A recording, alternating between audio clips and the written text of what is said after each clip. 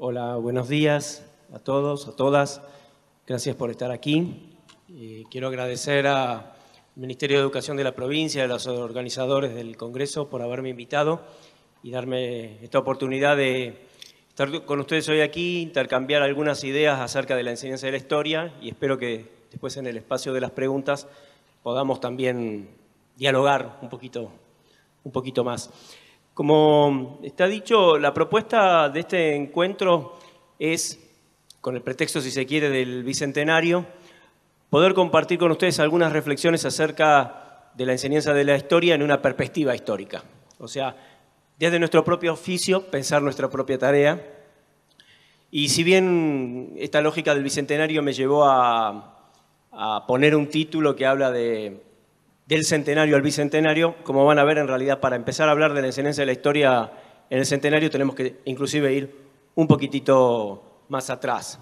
La idea de esta perspectiva es poder comprender los debates actuales sobre la enseñanza de la historia, sus raíces, y poder en ese sentido sopesar las virtudes y los riesgos de diferentes propuestas que andan circulando acerca de la enseñanza de la historia.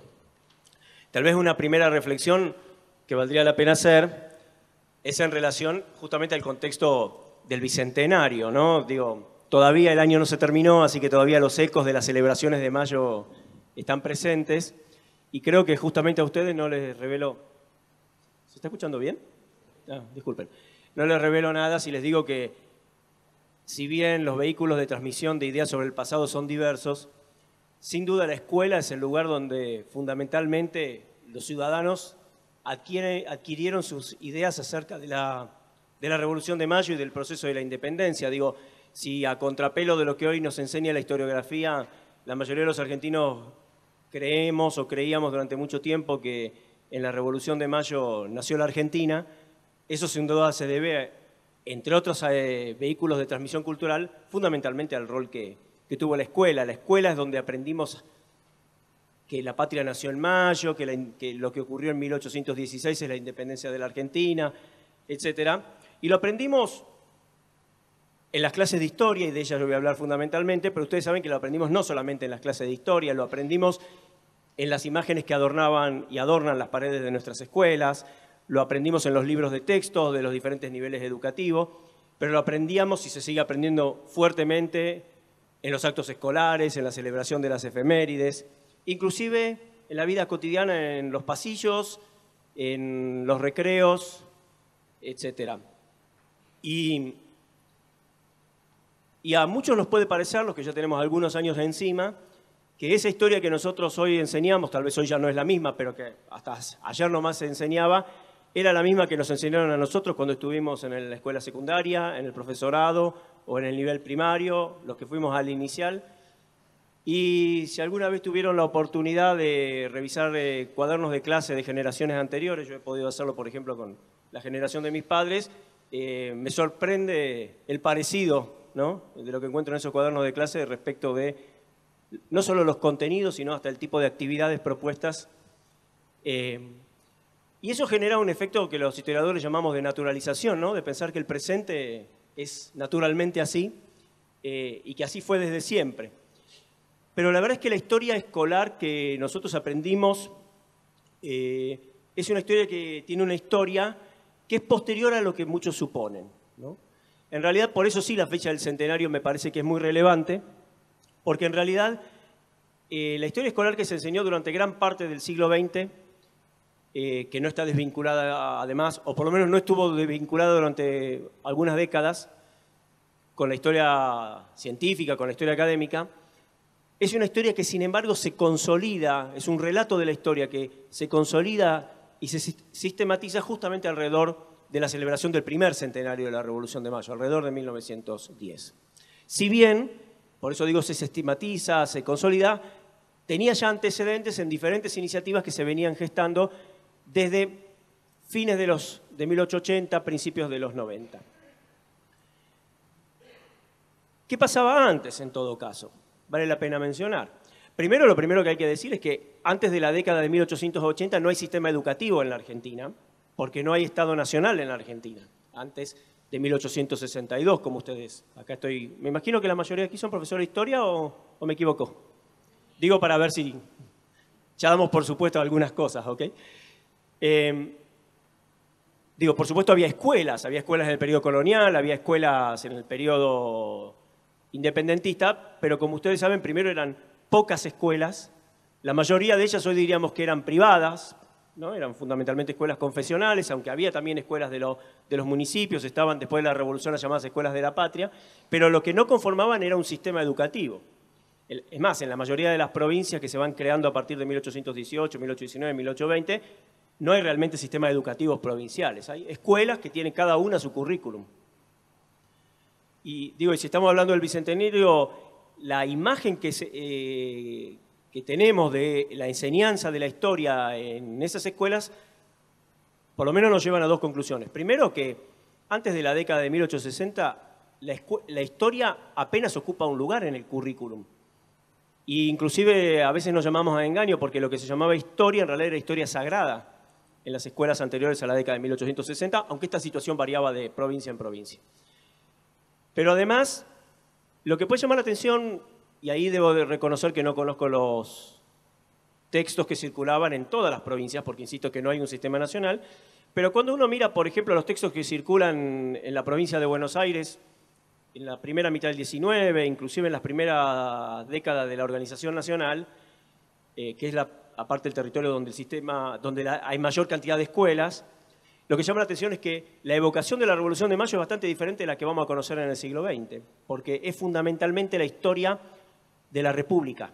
O sea, la idea de patria, que sí es un concepto que se usa en esos años, no refiere a una idea de nación, al menos no nación como nosotros la entendemos hoy, sino a una idea de república. O sea, lo que se acentúa en esas décadas es la idea de la destitución del poder virreinal, la idea de la independencia, fundamentalmente la idea de la soberanía popular. Y aparte, muchos de ustedes solo saben, la forma de conmemoración era con un fuerte protagonismo popular de carácter fuertemente festivo, ¿no? Las fiestas mayas se asociaban fuertemente a una idea que hoy llamaríamos de kermés, palo enjabonado, ¿no? Que en ese sentido van a cambiar mucho con los tiempos. En realidad, la construcción de un sistema educativo en la Argentina, como ustedes saben, va pari passu la construcción del Estado Nacional y de la nación en la Argentina. Y en este sentido, todos aquí seguro oyeron hablar de la Ley 1420, sancionada en el año 1884. Una ley que contiene ya en germen un currículum en donde se habla de nociones de historia. Y ese currículum de historia es bastante diferente del que se va a establecer después del centenario, porque tiene fines sociales y propósitos diferentes de los que van a asignar el currículum posterior al centenario. La Ley 1420 forma parte, para decirlo de alguna manera, de un paquete de construcción de un Estado y una sociedad argentina moderna. Ustedes saben, no voy a dar aquí a profesor de historia una clase de historia, que es el periodo en donde, por eso hablamos de la organización nacional, de construcción de un Estado nacional que comienza luego de Pavón, que se consolida con la presidencia de Roca, con las características que todos ustedes conocen, un Estado que tiende a la centralización, un Estado que tiende a la ampliación de las fronteras, un Estado que tiende a la creación de un sistema político de participación restringida, un Estado promotor de la construcción de una economía capitalista basada fundamentalmente en la exportación de productos agropecuarios, un Estado que tiende a la modernización de la sociedad, fundamentalmente, aunque no solamente, a través del estímulo de la inmigración europea. Y en ese paquete, si me disculpan la expresión vulgar, está también la educación pública, ¿sí?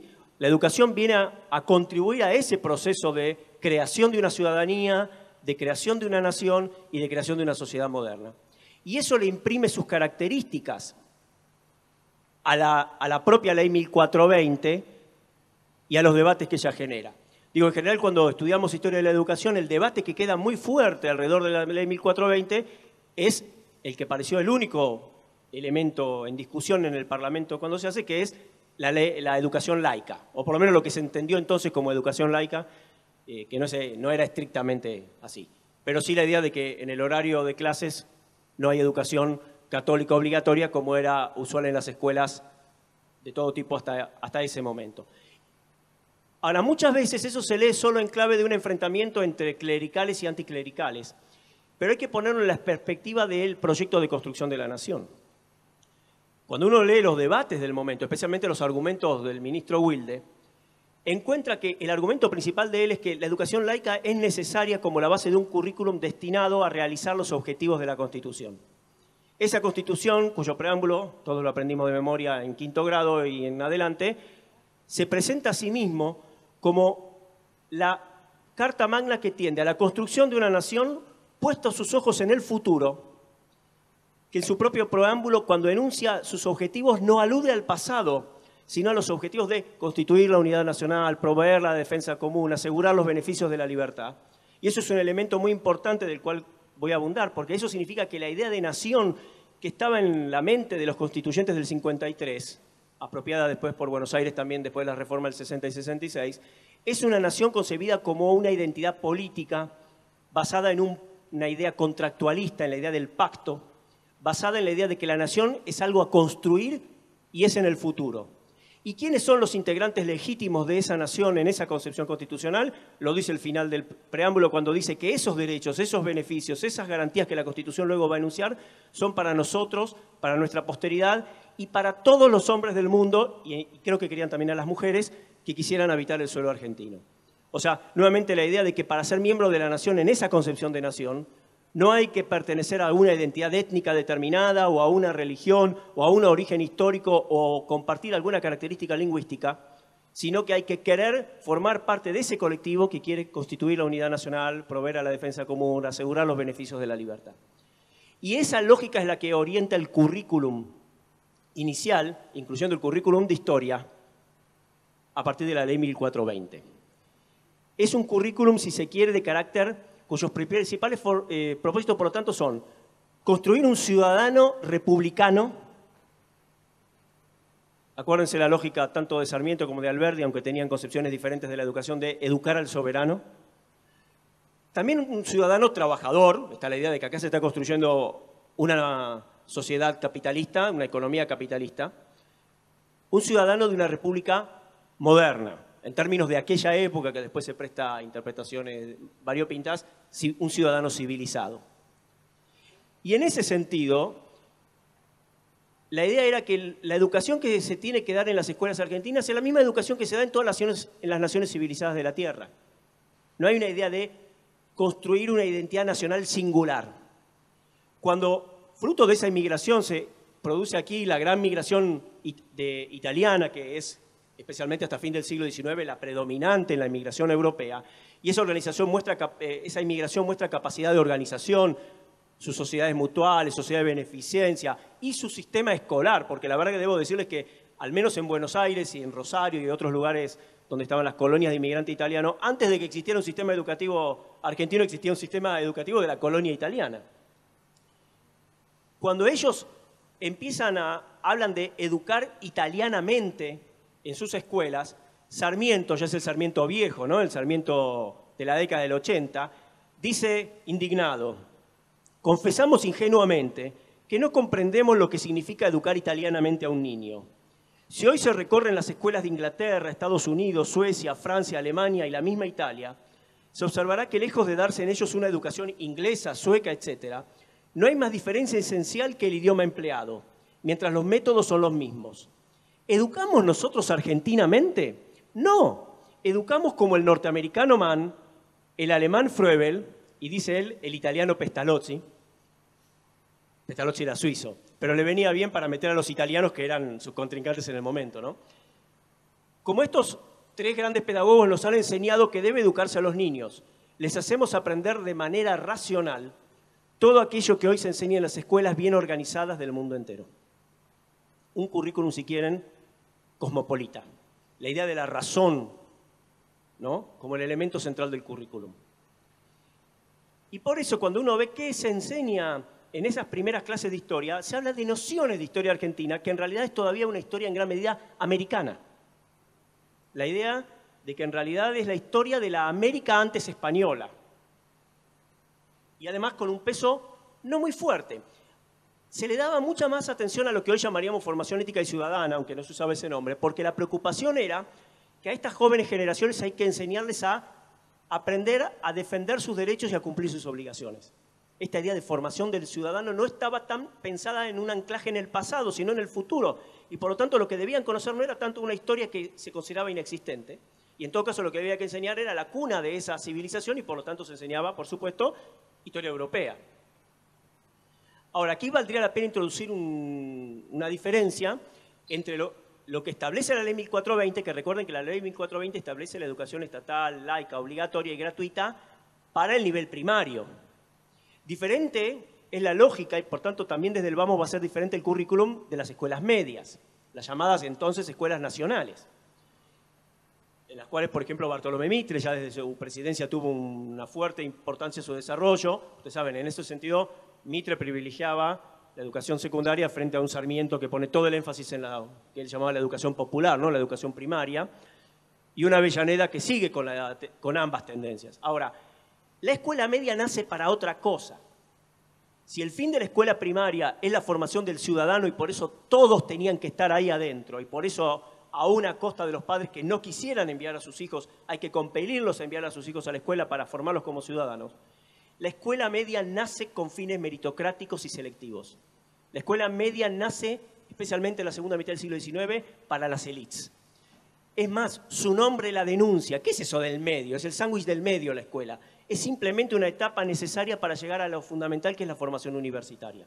Es el lugar donde se deberían formar los futuros dirigentes de la nación.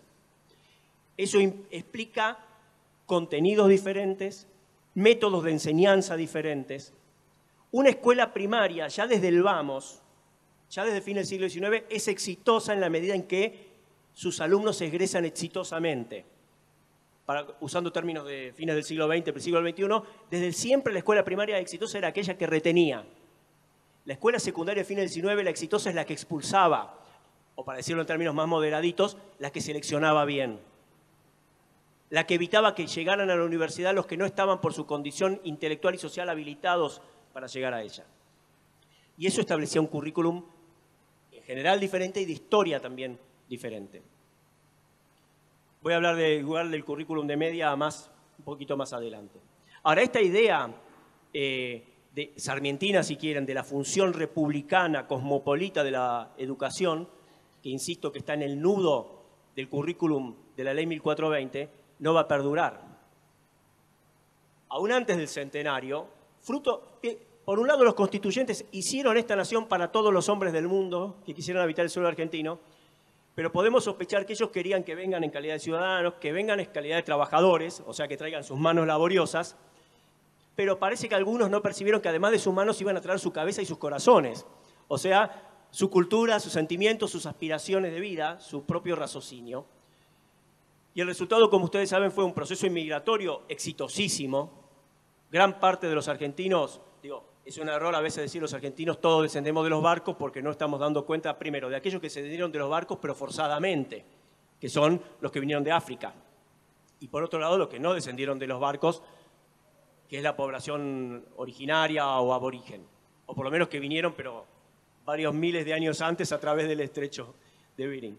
Ahora, pero de todas maneras es verdad que esa inmigración demográficamente y fundamentalmente culturalmente construyó a la nación y a la sociedad argentina, pero al hacerlo, los inmigrantes vinieron con sus expectativas, con sus frustraciones, con sus deseos, y ante la realidad en donde, por un lado, evidentemente las condiciones de vida acá eran mejores que en sus países de origen, porque finalmente la inmigración continuó.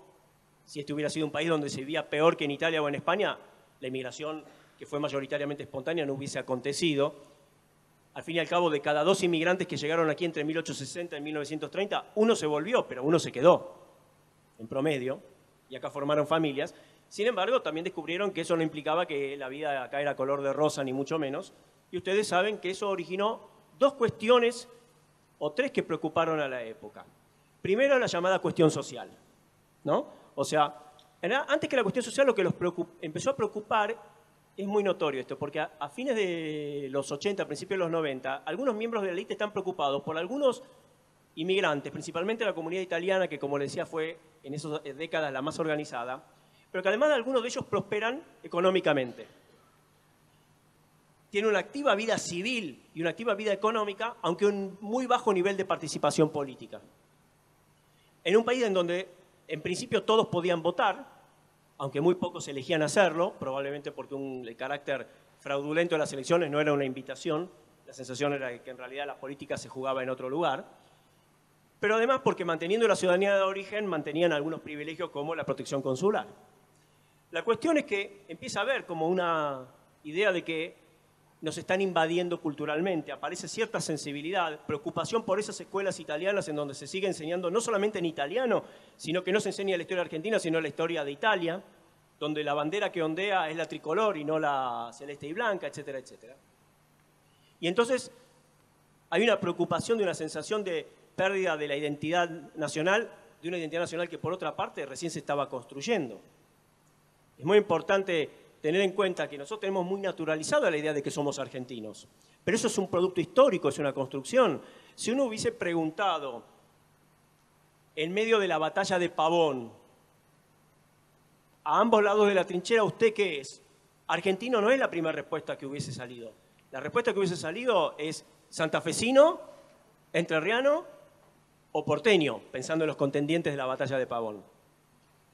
La escuela, en ese sentido, sí hay que decir que la ley 1420, aún antes de estimular la inmigración, uno de sus objetivos era convertir en argentinos a los que hasta entonces se veían a sí mismos como porteños, cordobeses, santafesinos, entrerrianos, riojanos, catamarqueños, jujeños, salteños, santiagueños, etcétera, las 14 provincias que tenía la Argentina en aquellos tiempos. Entonces, esa identidad había que construirla. La diferencia es que lo que vamos a empezar a percibir es que si en la ley 1420 y en la Constitución del 53 la idea es que esa es una nación que se construye hacia el futuro, como un pacto político, como un proyecto de sociedad abierta al mundo, la sensación de algunos ya a fines de los 80, principios de los 90, el contexto de la crisis 1890 alimenta mucho esto, es que en realidad estamos diluyendo nuestra identidad en un mar cosmopolita. Y frente a ese van a empezar a ver algunas ideas de que hay que pensar la nación en términos ya no políticos, sino culturales. No como algo que se construye desde el futuro, para el futuro, desde el presente para el futuro, sino en algo que en realidad está atado al pasado. Para decirlo en términos muy simples, había que generar una idea de nación de la cual los inmigrantes pudieran formar parte, pero no de su constitución. ¿Qué quiero decir con esto? La idea era decirle a los inmigrantes, miren, ustedes vienen de una nación que ya está hecha, cuya identidad cultural ya está establecida y es inmodificable, es para siempre. Está anclada en el pasado, está anclada en nuestro pasado colonial y está anclada fundamentalmente en el proceso de la emancipación, en el proceso de la revolución y la independencia. Esa nación ya tiene una lengua, o sea, el castellano no es meramente la lengua que utilizamos la mayoría, no, es nuestra identidad nacional. Por lo tanto, la Constitución los sigue invitando a ustedes a formar parte, pero ustedes deben asimilarse, deben, si no abandonar, al menos subordinar su propia cultura a la nuestra. Dejar de pensar en Garibaldi, en Mazzini y en Vittorio Emanuel y pensar que el padre de la patria para ustedes son Belgrano, Moreno, Castelli, más tarde, porque nuevamente tenemos muy naturalizada la idea de San Martín como padre de la patria, pero eso no es de antes de la década de 1930. ¿Sí? El concepto de padre de la patria no existe antes de 1930, pero sí uno más en el panteón, aunque no en la misma escala en aquellos años como Belgrano, Moreno, Castelli, etc. Entonces, y eso se va a comenzar, ese cuestionamiento a la idea cosmopolita y el avance de una idea cultural esencialista, o sea, piensen en las clases de química, cuando algo es una esencia es inmodificable, es igual para siempre. Por supuesto que esto no significa el reemplazo de un concepto de nación por otra de un día para el otro, y muchos pensarán que esa idea de nación era incompatible con la necesidad del país de seguir atrayendo inmigrantes, y coexistieron durante varias décadas todavía quienes defendían más una idea liberal y cosmopolita de nación y por tanto de educación, con el avance paulatino y que se vuelve hegemónico hacia 1910, de una idea cultural, como les decía, esencialista de nación. Y esa tendencia se va a acentuar hacia el centenario cuando la cuestión nacional cambie de centro su preocupación. Yo les decía, hasta mediados de la década del 90, cuando había preocupación por el impacto de la inmigración en la cultura argentina, la preocupación era por los sectores exitosos de la inmigración, o sea, los sectores que estaban en la industria, en el comercio, y que lograban, inclusive en los ámbitos culturales, y que lograban de alguna manera, para decirlo de alguna manera, hacerle alguna sombra a las élites criollas tradicionales. Ahora, hacia fin del siglo XIX, principio del XX, la preocupación, el foco cambia, porque resulta ser que ahora los inmigrantes que preocupan son a la vez los trabajadores. Es cuando se cruzan la cuestión social con la cuestión nacional. Entonces, y esto tiene su manifestación, si quieren más clara, cuando se produce la primera huelga general en 1901, convocada por la Federación Obrera Argentina, que al año siguiente, dando cuenta de su ideología anarquista, va a cambiar su nombre por el de Federación Obrera Regional Argentina, mostrando el fuerte estatismo de la ideología anarquista. Ustedes saben, esa primera huelga general conmociona porque por un mes logra parar las exportaciones de un país agroexportador.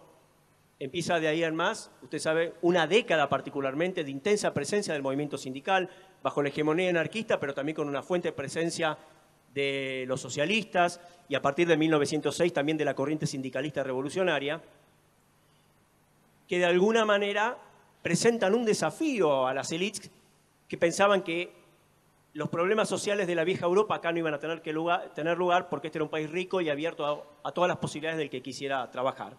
Y por eso se cruza la cuestión social y la cuestión nacional, porque una primera interpretación que hace la época de los conflictos sociales es que es importación extranjera, que no son nacidos de los verdaderos problemas del país, sino que en realidad es fruto de la inmigración de personas indeseables, léanse los anarquistas. Y por eso las primeras respuestas son fundamentalmente represivas. La famosa ley de residencia que arbitrariamente, administrativamente, sin intervención de un juez, permitía la expulsión de cualquier extranjero, pero que en realidad era utilizada para expulsar fundamentalmente a dirigentes sindicales, fundamentalmente de la corriente anarquista.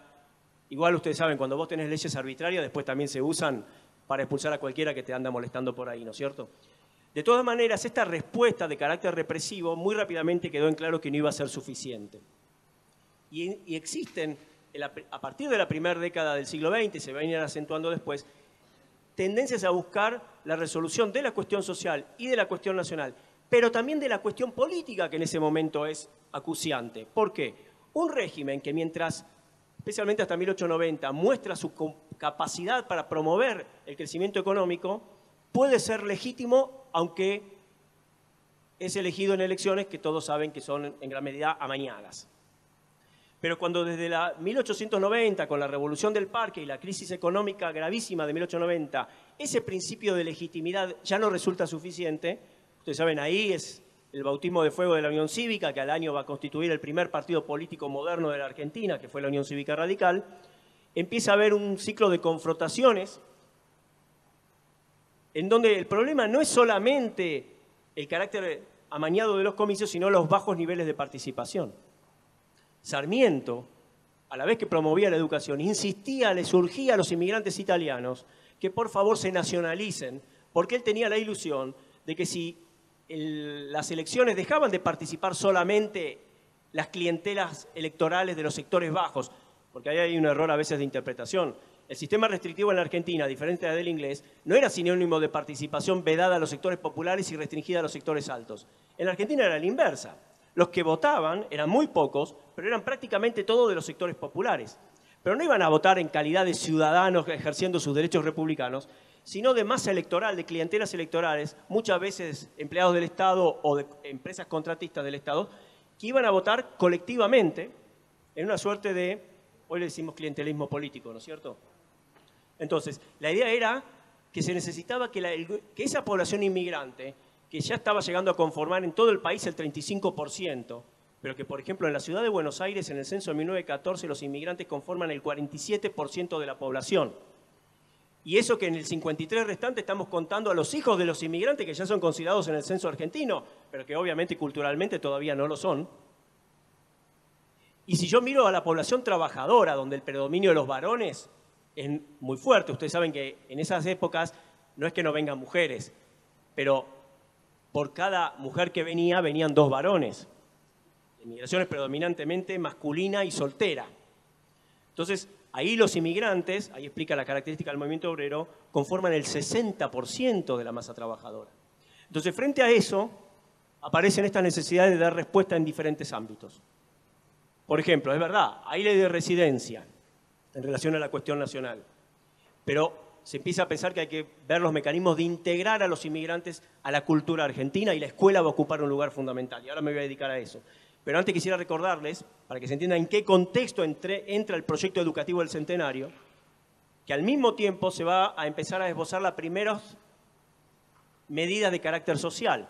Si bien fracasa un intento de un código de trabajo completo que promueve el ministro Joaquín B. González, ministro del Interior de la segunda presidencia de Roca, sin embargo, y es interesante, esto se hace cuando, aparte fruto de una reforma electoral moderada, logra ingresar a ese parlamento conservador el primer diputado socialista de Argentina y de América, que fue Alfredo Palacios en las elecciones de 1904, y por su iniciativa, pero tomen en cuenta, él era el único diputado socialista, y sin embargo un parlamento mayoritariamente, en esa época ya no se llamaba Pacto Autonomista Nacional, pero conservador, vota la ley de descanso dominical y la ley de regulación del trabajo de mujeres y niños.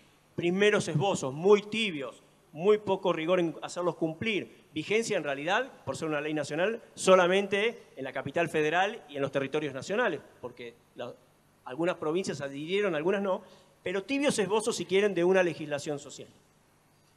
Insisto, por un lado la ley de residencia, por el otro lado, bueno, creación del Departamento Nacional del Trabajo, que en ese momento no hacía más que hacer algunas estadísticas que para los historiadores son utilísimas porque nos permiten conocer el mundo del trabajo de esa época.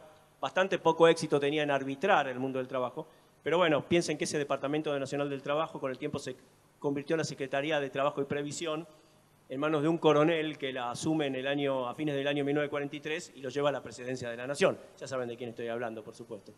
Entonces, y en el campo de la política, la reforma de 1902 que llevó a Palacios tuvo corta vida, no incidió notablemente en el carácter fraudulento del régimen, que cada vez perdía más legitimidad, pero sí la reforma electoral de 1912, ¿sí? En realidad se discute a fines del 1911 en el Parlamento, que hoy conocemos como la Ley Sáenz-Peña, que de hecho va a dar lugar a la primera democracia masculina, todavía no había voto de la mujer, de la Argentina con el ascenso del radicalismo y de Hipólito Yrigoyen a la presidencia. Y una medida que en ese momento, nuevamente, a veces se interpreta mal su origen. En fines de 1901 se establece el servicio militar obligatorio. Muchas veces se lo asocia con el conflicto con Chile, pero la verdad es que cuando la ley se vota, ya los acuerdos de mayo ya están firmados. El objetivo del servicio militar es igual que de la escuela a partir de entonces. El objetivo del servicio militar es poner a los hijos de los inmigrantes bajo disciplina militar para machacarles patriotismo, para enseñarles a ser argentino, para que a fuerza de desfile, de colimba, de correr, limpiar, barrer, gritar viva la patria 17.000 veces por día, izar la bandera y barriarla 2 veces por día, cantar himnos, marchas patrióticas, etc., vayan olvidándose de Garibaldi y Mazzini y vayan aprendiendo más sobre la celeste y blanca, el escudo nacional, la escarapela, el himno, Belgrano, San Martín, etc. En esa lógica hay que ubicar los cambios curriculares que se van a consolidar alrededor de 1910. Porque al igual que nos ocurre a nosotros hoy en el Bicentenario, tal vez no nos ocurre con la suficiente fuerza como a mí me gustaría, esta fecha redonda, conmemorativa, invita a la reflexión. Un poco a los festejos, y eso no está mal, pero también a decir, bueno, ¿qué hemos logrado en estos 200 años? ¿De qué podemos estar orgullosos? ¿De qué cosas más vale no estar orgullosos? ¿Cuáles son las cuentas pendientes, ¿no? ¿Cuáles son nuestras deudas internas, como se dice a veces? Bueno, eso ocurrió también en 1910. Por un lado hubo festejos, bastante fastuosos, porque como se dice, entonces había un poco más de manteca para tirar al techo, por iniciativa del Estado, pero no solamente del Estado, también las mismas colectividades inmigrantes organizaron marchas, celebraciones, festejos.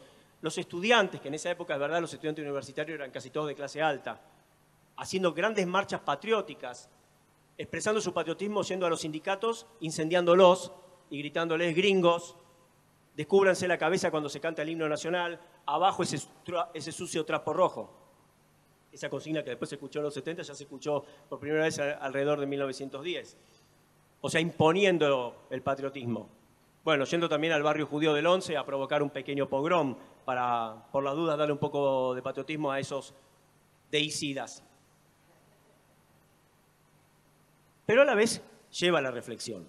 Ustedes saben, hay textos que se convirtieron luego en clásicos de reflexión sobre la época. Recién mencioné a Joaquín B. González, podríamos mencionar su texto, El juicio del siglo. Y en esa misma época también el Estado encomienda a diferentes intelectuales, les diríamos hoy, en la época les decían letrados, que investiguen sobre los que parecían que eran los problemas de la época. Por ejemplo, la cuestión social, como les decía, era acuciante, y ahí tienen ustedes el informe de Vialet Macé sobre las condiciones de vida de los trabajadores en el interior del país, o de Adrián Patroni, que investiga las condiciones de trabajo en Buenos Aires. Y en el ámbito educativo pasa lo mismo. Por un lado, Quesada, y tal vez el texto que tuvo más impacto en la reformulación del currículum en la Argentina en la época, encargado por el entonces presidente del Consejo Nacional de Educación, José María Ramos Mejía, quien le pide a un intelectual de fuste de la época, cual era Ricardo Rojas, que haga un viaje a Europa. Yo ese laburito me hubiera gustado que me consigan también para averiguar cómo son los sistemas educativos en el primer mundo, ¿no? Y él hace eso, y recorre escuelas de España y escuelas de Inglaterra, y presta particular atención a las escuelas de Alemania. ¿Y por qué le presta atención a las escuelas de Alemania? Porque él encuentra un parecido. Recuerden que, a contrapelo de su propio mito histórico, Alemania es una nación joven, es una nación creada sobre la derrota, como ustedes saben, de Francia y de la Comuna de París en 1871. Y él ve ahí cómo Bismarck y el imperio, y ese segundo imperio, según la mitología alemana, utiliza la educación para hacer que prusianos, bávaros o bavarienses, no sé cómo habría que llamarlos a los de Sur Alemania, etcétera, empiecen a dejar de sentirse prusianos o bavarenses o de frankfurtianos o hamburgueses, y hamburguesas por las chicas, y empiecen a sentirse alemanes a través de la escuela. Y él, aunque no le gusta mucho a Rojas ese tono militarista, otros sin embargo lo van a apreciar, apropia ciertas ideas y formula en el famoso texto de la Restauración Nacionalista un programa educativo donde dice: el fin de la enseñanza no es la formación del ciudadano, es el patriotismo. Y él reclama una reorientación curricular en la cual el fin no solo de la enseñanza de la historia, sino también de la geografía, también de la que hoy llamamos formación ética y ciudadana, e inclusive de las ciencias naturales y de las matemáticas, tengan por norte, por centro, por objeto principal, él estaba hablando de la escuela primaria, así que era la obligatoria, la educación patriótica. Pero aparte, en una concepción de patria asociada a nación, donde la patria ya no es una identidad política, contractual, voluntaria, abierta, basada en un proyecto de futuro, sino fundamentalmente una identidad cultural, atávica, inmodificable, esencial. Y esa es la que lleva efectivamente a la construcción de un currículum que, como voy a sostener más adelante, va a tener una enorme perdurabilidad, porque a pesar de que, y los voy a reseñar, va a haber cambios y matices, sin embargo, en esencia, esta idea de que la función política y social de la escuela en general y de la enseñanza de la historia en particular es el patriotismo, entendido patriotismo como nacionalismo esencialista, a mi entender, atraviesa la historia de la educación argentina durante todo el siglo XX hasta las reformas curriculares a la salida de la dictadura. Y aún hoy, aunque hay otras propuestas curriculares, convive, como voy a tratar de demostrar más adelante, híbridamente con nuevas propuestas. Ahí es donde se empezó a enseñar que la patria nació en mayo, que la patria es el resultado del proceso de la formación de una sociedad que se fue consolidando en el periodo colonial, diferenciándose del resto de América Latina. Esta idea que está tan fuerte en el texto fundante de Bartolomé Mitre, en su libro fundante de la historiografía argentina, ¿no? La historia de Belgrano y la independencia argentina, cuando él dice: lo que caracteriza al Río de la Plata es una sociabilidad que hace que nosotros no seamos parte de América Latina, porque nosotros somos, en cierta manera, una sociedad menos jerarquizada, más democrática. Como estábamos lejos del oro y de la plata, del oro de Zacatecas y de la plata del Potosí, como que es una sociedad que no es igualitaria, pero es menos jerárquica. Entonces, y ahí es el origen de esa historia que con la que aprendimos nosotros, en todo caso en un ratito la vamos a reseñar más en su formato, igual no hay que describirla mucho porque todos creo que la conocemos, pero cuando uno plantea, bueno, la nación entonces no es la expectativa de constituir en el futuro la unidad nacional, sino es nosotros consolidados como nación desde el periodo colonial, pero fundamentalmente en la Revolución de Mayo, en el proceso de la independencia, hay que decir, ¿y cuál es esa esencia? Y es notable, porque aunque cada vez se va a volver más hegemónica pero no única, y en esto quisiera insistir, hubo visiones alternativas y antagónicas a esta idea todavía durante décadas, pero de todas maneras se va imponiendo en las escuelas esta mirada de nación y de enseñanza patriótica nacionalista, no dice automáticamente cuál es esa esencia. Recuerden ustedes que la idea de nación que se construye, en cambio, en la primera mitad del siglo XIX y en las primeras décadas de la segunda mitad, es la idea de que esta nación nace por la revolución, porque el pueblo quiere saber de qué se trata. ¿Y quién era el enemigo ahí? Los godos. A vosotros se atreve, decía la marcha patriótica después de venir a Irma, a vosotros se atreve, argentinos, el vil invasor. Se levanta a la faz de la tierra una nueva y gloriosa nación, coronada a sus 100 de laureles y a sus plantas, ahí, humillado, tendido el león, o sea, España. Ahora después resulta que viene la fiesta del centenario y la invitada principal es la infanta de Isabel de Aragón. ¿Cómo llegamos a eso? Bueno, el tránsito del vil invasor a la madre patria tiene que ver con este proceso, con la necesidad de dotar a la patria, a la nación, de una historia, de una esencia que sea anterior a la llegada de los inmigrantes. Y en ese sentido es muy notable la reorientación en búsqueda de la hispanidad. Eso tiene un contexto también. Recuerden que hacia fines del siglo XIX, para ser precisos en 1898, España pierde en realidad sus últimas colonias, con la excepción del norte de África que le quedan ahí, Ceuta, Melilla, hasta el día de hoy. Pero recuerden que ahí es la famosa guerra de España contra Cuba y Estados Unidos, en realidad, en la cual pierde Cuba, pierde Puerto Rico y pierde las Filipinas también. Y eso genera todo el famoso movimiento regeneracionista en España, que tiene ecos en América Latina y en la Argentina en particular, en donde muchos, no siendo ya España un peligro de colonialismo político, de ocupación, en cambio piensan a verla como una posible metrópoli cultural que además, para algunos, por ejemplo Roque Sáenz Peña, Hipólito Yrigoyen, van a ver en identificarse con España, que insisto ya no es una amenaza política, una alternativa al avance, ya no solo cultural, sino también político, de la nueva potencia hemisférica que queda plasmada en la guerra de Cuba, que es Estados Unidos.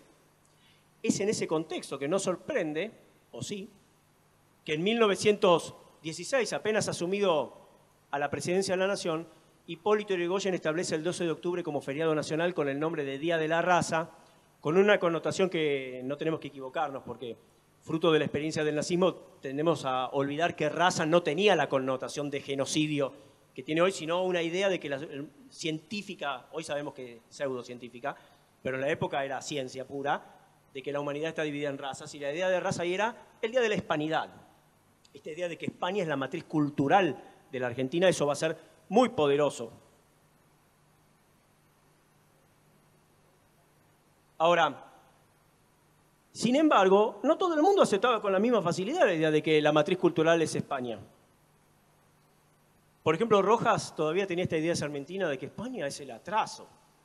Aparte de Rojas, a diferencia de otros nacionalistas de la época, no tenía tantas simpatías con el clericalismo, con lo cual él no quería esa identificación con una España vista también como católica. Igual en eso no le va a ir bien. Y entonces Rojas, por ejemplo, proponía no que los indios, porque eso nadie en esa época hubiera podido aceptar que la base de la identidad nacional son los indígenas, pero sí que la identidad nacional es la mezcla entre el indígena y el español, ¿no? Algo así como el mestizo, como base de la identidad nacional. Es muy interesante también otros, pero como ven hay como disputas, ¿no? Por ejemplo, en la década del 20, pero especialmente en el 30, empieza a aparecer otra posible origen. Piensen esto, cuando Sarmiento escribe Facundo, Civilización y Barbarie, la civilización está en la ciudad y la barbarie en el ámbito rural. Ahora resulta, aunque este es un país agroexportador, el grueso de los inmigrantes, que ahora son vistos como amenazas, están en las ciudades. Y las ciudades, en los escritos de muchos autores espiritualistas y decadentistas de la época, son el lugar del vicio, del lugar del cosmopolitismo, de la disolución de la identidad nacional, y hay una recuperación romántica del ámbito rural. y ahí tienen ustedes a Leopoldo Lugones con su payador en los discursos de 1910, reivindicando al gaucho. Supuestamente a Martín Fierro, aunque cuando uno escucha los discursos de Lugones no hay ningún parecido con el texto de Hernández, parece más un héroe griego que el matoncito, digamos, de poncho y puñal, ¿no? Pero él logra crear esta idea de que la esencia de la nación está en el ámbito rural y que su personaje más significativo es el gaucho Martín Fierro. Claro, cuando ya no hay más gaucho es muy cómodo convertir al gaucho en la identidad nacional. Cumple con ese objetivo de que no sea nadie históricamente reconocible con presencia, ¿no? Los inmigrantes seguro no son gauchos, y eso es bueno para darle identidad a la nación. Ahora, no es solamente, y ahí va a aparecer la presencia del folclore en las escuelas. Hasta la década del 30 música es música clásica, y en las escuelas medias va a seguir siéndolo.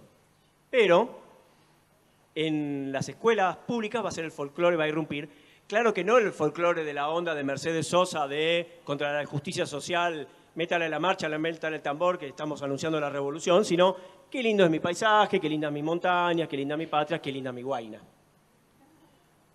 De todas maneras, ahí se está consolidando una idea de nación en donde la enseñanza de la historia va a ocupar un lugar central. Una historia que, como ustedes saben, va a estar organizada fundamentalmente alrededor del aprendizaje, y ahora voy a hablar del método, de ciertos episodios de la historia considerados significativos, que son fundamentalmente los que van entre 1806 y 1852. Y después las presidencias. Pero ahí la nación ya está constituida, no hay que aprender más. Y lo que se aprenden es a memorizar ciertas fechas, ciertos nombres, nombres de varones, militares, políticos o como mucho intelectuales. En general, varones, no mujeres. Por lo general, blancos, salvo Falucho. Por lo general, ricos, o los que pueden compensar su riqueza, pobre Sarmiento, con el saber autodidacta, ¿no? Con el conocimiento, que está bien valorado. Entonces, y además, yo quiero hacer hincapié en esto de la memorización, porque el tema de aprender de memoria o calcar mapas, porque la enseñanza de la patria no está solo en historia, está también en geografía, donde se enseña a aprender que la patria es un territorio determinado, que Dios nos ha bendecido con un territorio que gracias a Dios es mayoritariamente templado, que gracias a Dios está poblado mayoritariamente por blancos, que tenemos todos los climas, todos los potenciales, y además que somos una nación muy generosa, porque resulta ser, en esa concepción que ya daba también la enseñanza de la historia, pero también la enseñanza de la geografía, nosotros somos una patria mutilada, porque resulta ser que ese virreinato creado en 1776 debía ser el territorio de la Argentina. Pero lo que pasa es que hay muchos ingratos. Hay ingratos que crearon la República Oriental del Uruguay separándose de la Argentina. Hay ingratos que crearon la República del Paraguay, por más que ellos se independizaron en 1811 y nosotros en 1816, si es que lo que se independizó en 1816 es la Argentina y no las Provincias Unidas en Sudamérica. Quisiera recordarles, bueno, Córdoba estuvo al pelito ahí. Ustedes saben que Córdoba conformó, junto con Santa Fe, Entre Ríos, Corrientes, Las Misiones y la Banda Oriental, una unidad política que declaró su independencia en 1815, y ellos sí lo hicieron de buenas a primeras de cualquier otra dominación extranjera, llamada la Unión de los Pueblos Libres. Córdoba se sale de la Unión de los Pueblos Libres en la víspera del Congreso de Tucumán. Pero eso explica por qué en ese Congreso no están ni Santa Fe, ni Entre Ríos, ni Corrientes, ni Las Misiones. Por supuesto tampoco la Banda Oriental. Pero lo que voy es, esa geografía empieza a fomentar la idea de somos una patria que bueno, somos generosos, ¿saben qué? Quédense con sus territorios, pero sepan que nos lo deben a nosotros. Es muy loco esta idea, ¿no? Porque una unidad administrativa del Imperio Español creada en 1776 nos daría derechos. Pero con el mismo argumento podría venir hoy la República del Perú y reclamarnos a nosotros como parte de su territorio. Porque muchísimo más tiempo, durante prácticamente 400 años, este territorio fue parte del Virreinato del Perú. Digo, si alguien cree que la historia es la que convalida ese tipo de derechos. Ahora, por eso yo insisto que el método no es irrelevante, no es falta de imaginación de los docentes. Si uno piensa que el conocimiento es algo dado, que el alumno lo que tiene que aprender es a conocer, a transmitir, no a comprender y reconstruir, ¿qué mejor forma de ser fiel a una identidad que aparte hay que mantener inmaculada, porque cambiarla es traicionarla, que aprender de memoria, a repetir el himno, a la oración a la bandera, a los ritos escolares cotidianos, a calcar el mapa. ¿Qué manera mejor de ser fiel al mapa que calcándolo? Por eso digo, y eso tiene que ver con qué lugar se asigna al docente y al alumno en el proceso de aprendizaje. Si la patria es algo sagrado que no se puede tocar, hay que garantizar que el alumno sea el receptor pasivo de esa información. Por eso el mejor alumno es el que repite exactamente lo que enseñó la maestra o lo que dice el libro. No el que viene y dice, profe, ¿y esto a mí para qué me sirve? Pero tampoco el docente es pensado como intelectual en esa lógica, porque el docente en realidad es el que tiene que transmitir un conocimiento que está generado afuera de él. Nuevamente quisiera hacer una distinción aquí entre la escuela primaria y la escuela media. La escuela primaria, fruto de esto, va a tener una enseñanza de la historia absolutamente centrada en la llamada historia nacional. La escuela media, que sigue siendo, por lo menos hasta la llegada del peronismo, la escuela pensada para minorías, enseña también una historia europea pensada como la raíz cultural de esa civilización occidental a la que la Argentina pertenece. Ahora, yo quisiera insistir en esto, que esta concepción de la nación y por lo tanto esta forma de educación, es verdad que fue iniciativa del Estado, pero no fue impuesta en forma autoritaria. Si tuvo éxito y perduró a través del tiempo, es porque fue apropiada por gran parte de la sociedad. No quiero olvidarme de las resistencias. Hay muchas personas en aquella época que en nombre de las ideas liberales la rechazan y pretenden que siga habiendo una educación más cosmopolita y racional. La rechazan, por supuesto, los socialistas, y ni que hablar los anarquistas que hasta hacen un intento vano de construir un sistema educativo alternativo para que sus hijos no sean educados en esas subpecherías patrióticas y religiosas. Pero a lo largo, esta sociedad de inmigrantes apropió, probablemente, y este es un argumento que yo tengo, porque así como excluía a algunos, era también un camino de inclusión. De alguna manera la educación pública fue durante todo el siglo XX parte del mito de mi hijo el doctor. La idea de que en este país, si vos laburás y te rompés y si estudiás, tus hijos van a vivir mejor que vos y los hijos de ellos todavía mejor. Mientras ese mito se sostuvo con algunos elementos de la realidad, entonces era posible seguir sosteniéndolo y la escuela pública gozó de buena salud. Digo, recuerden ustedes que hasta hace 30 años, escuela pública era la escuela a la que iban no solamente los que no podían pagar una privada, sino los que querían una escuela de calidad, ¿no? Antes de llegar a eso, quisiera reforzar este argumento que ya dije antes, y es que esta matriz construida en el centenario se mantuvo a lo largo del tiempo. Aunque, por supuesto, hay matices. La década del 30, famosa década infame, gobiernos autoritarios, recuerden, Uriburu, Justo, Ortiz, Castillo, hasta la Revolución del 43 incluida, acentúa estos rasgos nacionalistas en la educación y además va a ocurrir algo con el currículum en la década del 30. Primero, cada vez más se va a hablar más de los hechos militares y menos de los hechos políticos. Esto no es casualidad, tiene que ver con la irrupción del ejército en la política argentina a partir del golpe de 1930. En segundo lugar, el carácter laico que había establecido la ley 1420 se va a ir diluyendo. Primero por esta alianza que establece la cúpula de la Iglesia con los militares, que es una de las bases que explican tanto el golpe del 30 como el de 1943 y también algunos de los que vinieron después. Y empieza a profundizarse esta idea de que no solamente la Argentina es una nación hispánica, sino que la Argentina es una nación católica, por esencia. Quisiera que esto quedara claro. No es lo mismo decir que la Argentina es un país donde la mayoría de la población profesan la fe católica, que establecer que la Argentina es una nación católica. Desde el momento que estableces que la Argentina es una nación católica, estás diciendo que aquellos que no profesan esa fe son en el mejor de los casos tolerados, pero no miembros plenos de pleno derecho de la comunidad nacional. Ustedes saben, esto va a redundar en la provincia de Buenos Aires en la década del 30 y a nivel nacional desde el golpe del 43 y durante la mayor parte del gobierno peronista con la derogación de la ley 1420 y el establecimiento de la enseñanza católica obligatoria en todas las escuelas del país.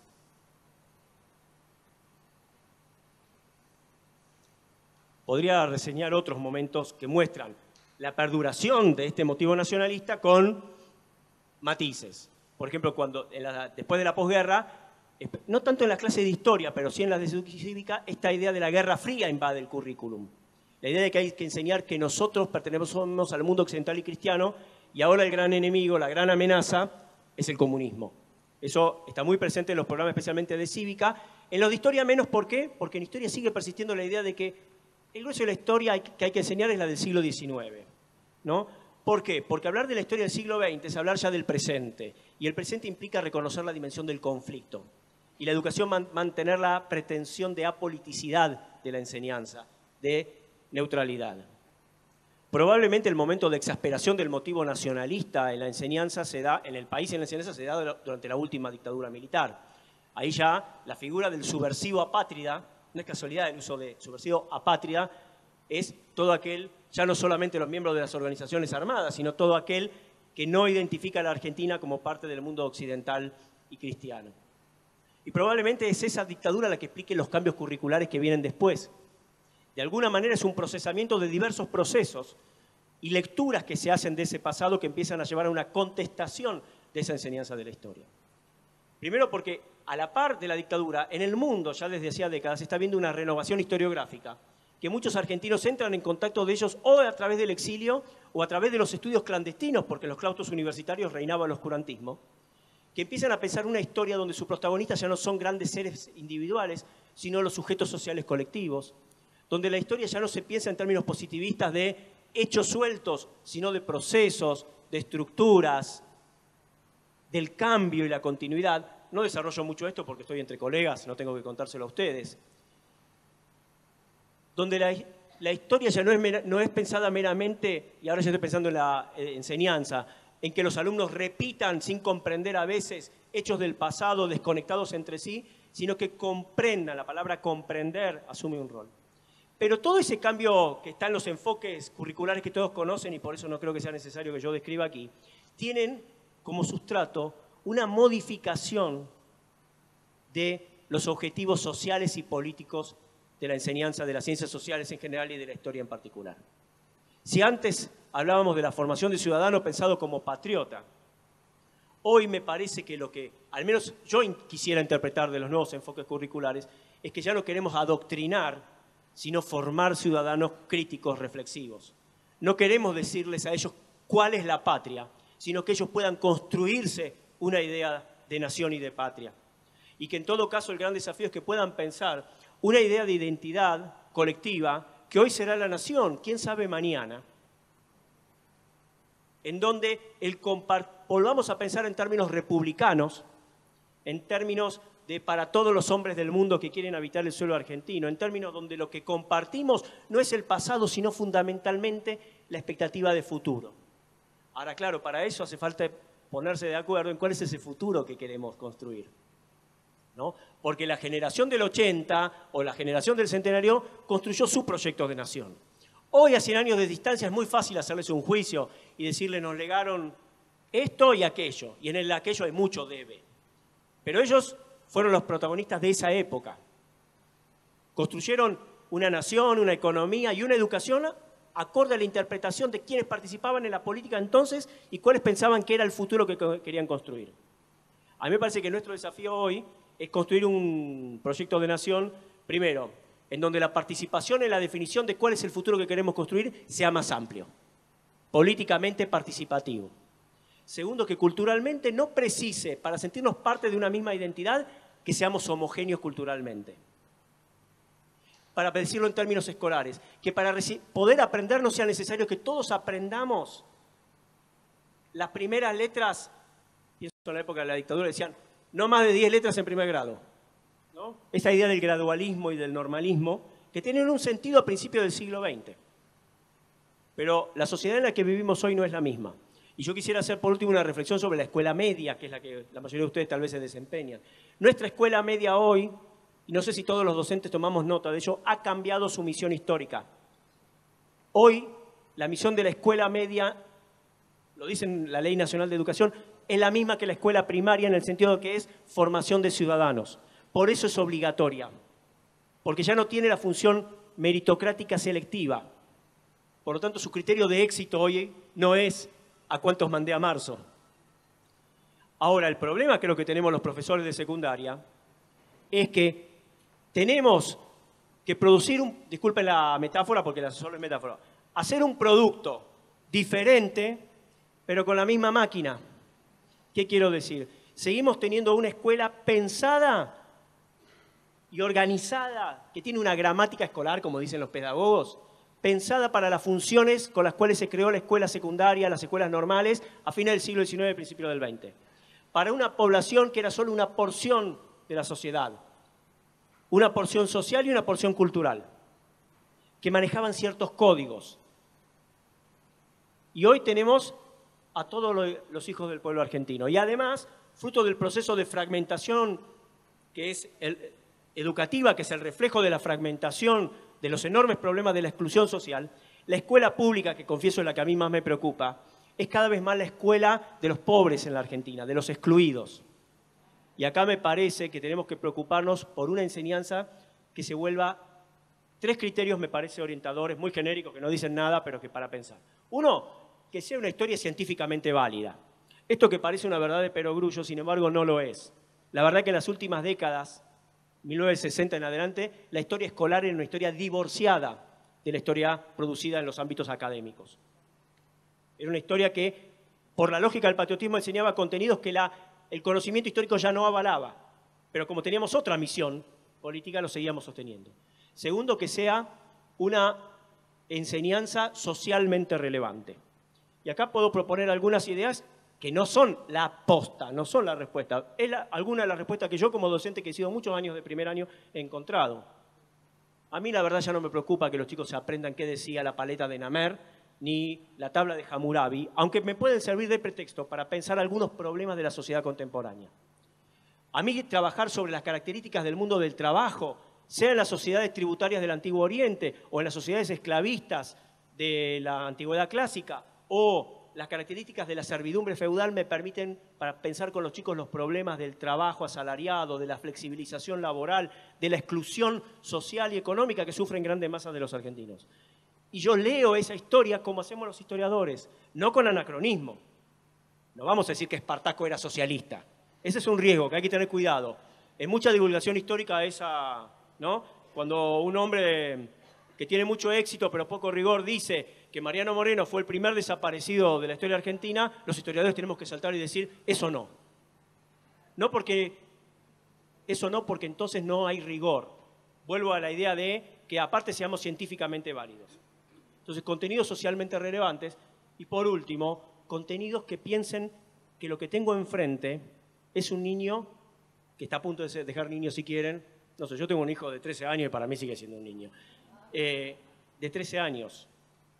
Digo, no quiero volverme psicologista, pero sí, no puede ser que nuestra distribución de contenidos en historia de primero a quinto solo vaya por la sucesión cronológica. Hay que enseñar también a saber hacer historia. Ahora, en quinto año, en una de esas con ayuda, podemos traerle a los chicos un texto, no sé, de Tulio Alperindongui y contraponerlo con otro texto de otra mirada historiográfica para mostrarles, por ejemplo, algo que es fundamental, que no hay un saber, una verdad única en la historia. Que aún con rigor científico puede haber versiones incluso antagónicas de la historia y, sin embargo, ambas legítimas. La que no es legítima es la que falsea. La que no es legítima es la que dice que Mariano Moreno fue el primer desaparecido. O que los argentinos somos todos ladrones porque el contrabando ya existe desde la época de Juan de Garay. Pero sí que eso no lo podemos hacer en primer año. Sí comparar visiones de la historia, pero no trayendo al Perindongui. Para poner un ejemplo que he visto en algunos casos, a veces a fuerza de querer ser renovadores, nos olvidamos qué conceptos se pueden enseñar en séptimo. Digo, así como graduamos los contenidos conceptuales, prestar atención fundamentalmente al tema del método de la enseñanza y del tipo de actividades que utilizamos y de los recursos que utilizamos. El libro de texto ya no puede ser la única fuente en el mundo de las nuevas tecnologías. Digo, los historiadores profesionales sabemos hoy perfectamente que si no miramos también las imágenes que nos vienen del pasado, fotografías, pinturas, cine, etcétera, no tenemos una mirada integral del pasado, pero además son una estrategia didáctica muy interesante, no para pasar el rato, no para poner el cassette e ir a tomar un café, sino para enseñar a leer una película, enseñar a leer una foto, porque las fotos se leen. Y enseñar a leer una foto también diciéndoles, mirá, en la clase de educación artística vos lees la foto como un objeto artístico. Nosotros vamos a leerla como un objeto histórico. Y enseñar eso hay que enseñarlo tanto o más que la composición de la primera Junta de Gobierno. En resumen, yo creo que los profesores de historia tenemos un desafío de contribuir en el conjunto de la educación a que nuestros jóvenes puedan ser sujetos de su propia historia. Nosotros ya no podemos prometerles, como se les prometía en el pasado, que si estudian van a tener un buen trabajo. Si les decimos eso, la verdad que lo estamos engañando. Pero podemos sí contribuir a que ellos sepan que si sus padres están desempleados o no consiguen un buen trabajo, no se debe a que sus padres son unos ineptos, sino que hay historia, que hay, voy a usar una palabra muy fuera de época, que hay lucha de clases, si quieren, que hay luchas de intereses, pero que la historia que tenemos no es la voluntad de la providencia, no es el resultado de la caída de un meteorito, la hicieron nuestros antepasados.